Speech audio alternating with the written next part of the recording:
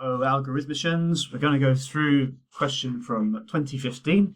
This is one of those questions where you just have to write an algorithm from an unfamiliar situation. It doesn't rely on necessarily drawing on previous knowledge, just really on the skills and the experience you've got from drawing algorithmics. So take a moment, pause the video if you need to make sure you've read this carefully. Think about how we can start to approach this. And it's always easy to start with simple cases. So, for example, to get from the start to this one here, clearly there's only one way to get there. Remember, the robot can only move to the right or down. And because it can only move to the right or down, there's only one way of getting to any of these cells going to the right. If there was more than one way, you'd have to go down and then up is not allowed. Similarly, the only way you can get to any of the cells in the first column is there's only one way. We just have to go straight directly down. So, but we can see from, we've read through the question, we know we're going to be writing an algorithm. So we may well start by initializing the first row and the first column to all be ones. That might be how we'll start this. Now let's consider some other options. Let's consider this one here. Well, the only way I can get there is going to the right and then down. Okay, remember we can't go around this way because we can't go up. So that one again isn't so interesting. However, this cell here, we can go from here or we can go from here. So that means there must be two possible options to get to this cell here. We get to this cell over here. How many ways? Well, we've got to go along the top and then down, so it's just one. So let's look at what we've seen. This 2 here, that came because there was one way of getting to the cell above it and one way of getting the cell to the left of it. And so that gave us 2 ways altogether. The 1 here, there was one way from the cell above and 0 ways from the cell to the left.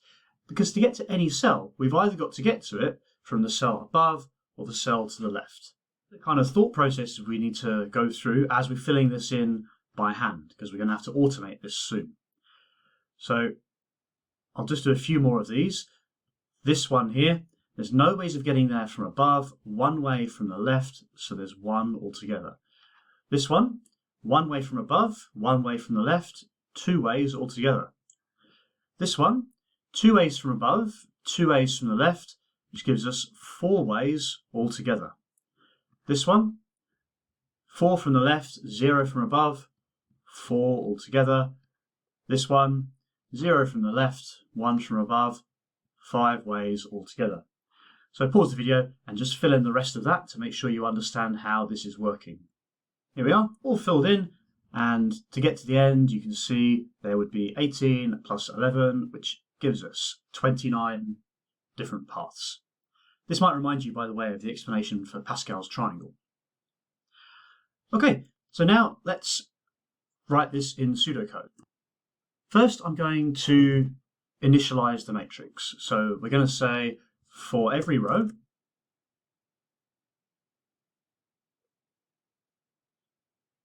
set the first column to 1 if not x. We don't have any x's in the top or left hand options there, so they're all set to 1. And then we need to do the same thing for every column. So for every column, yeah, typing's not very good here, is it? Set first row to 1 if not x. I guess we should probably say, just to make that a bit clearer, set the cell of first column and the cell of the first row to 1 if not x. So, and if we were writing some comment there, we might say initialize first row and first column to 1. Okay. Now, we did this by rows, didn't we? So first we're going to say for the row in 1 to n, where there are n rows. In fact, let's just write this. I'm always trying to write this in Python. So for every row and then for every column.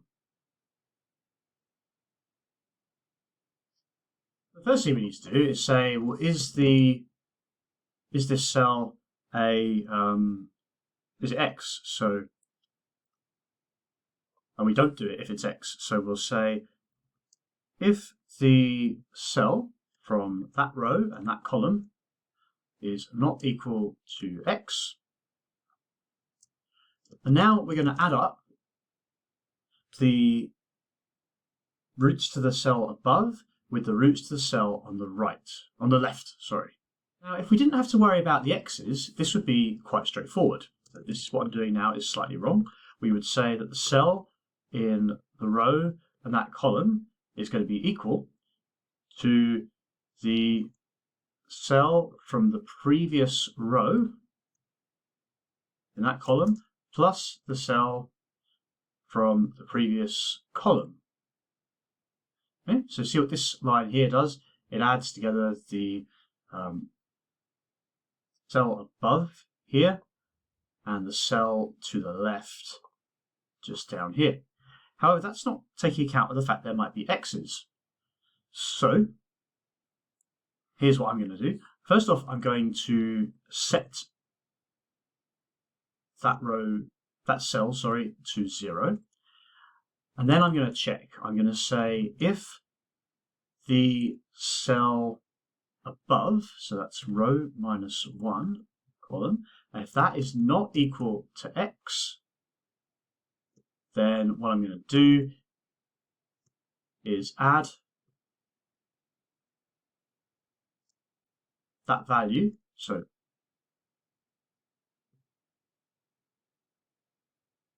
to the cell I'm interested in.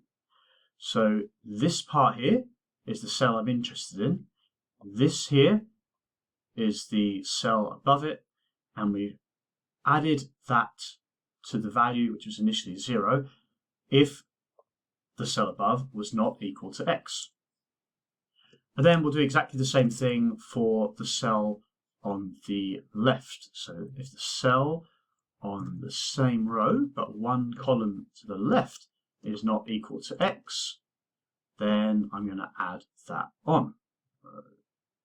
Col add to cell row col minus 1. So this will go through every row, every column, and work out the number of paths to each cell. We just got to read the question again, make sure we've answered in the form required, and what we are asked to return was the number of ways to the bottom right corner. So then we have to return the cell, we haven't really defined the length here, so we might just write in pseudocode, we can write bottom right cell. And that will give us the path from the top left to the bottom right. Now, obviously in an exam, you can't check that this works, so you just got to read it over again and follow through the code with some examples. But for practice, hopefully you're good enough at Python or something like that that you can actually test this out. So if you can write this code in a programming language, I tend to use Python, then we can see if our method works, and I'll show you what I've done. And here it is. I'll just quickly talk through this. We've got a list comprehension on the first line, creating a bunch of zeros. I've copied the grid that was given in the question, so I've placed the x's where they were. I wanted to output the original matrix here, and you'll see later on I've printed out the final matrix just to make sure that it works. And I think if you read through this middle bit, this is the interesting part, you can see that it's almost exactly the same as the pseudocode. And then the final output here, the one that matters, is this last line here, which prints the last column of the last row.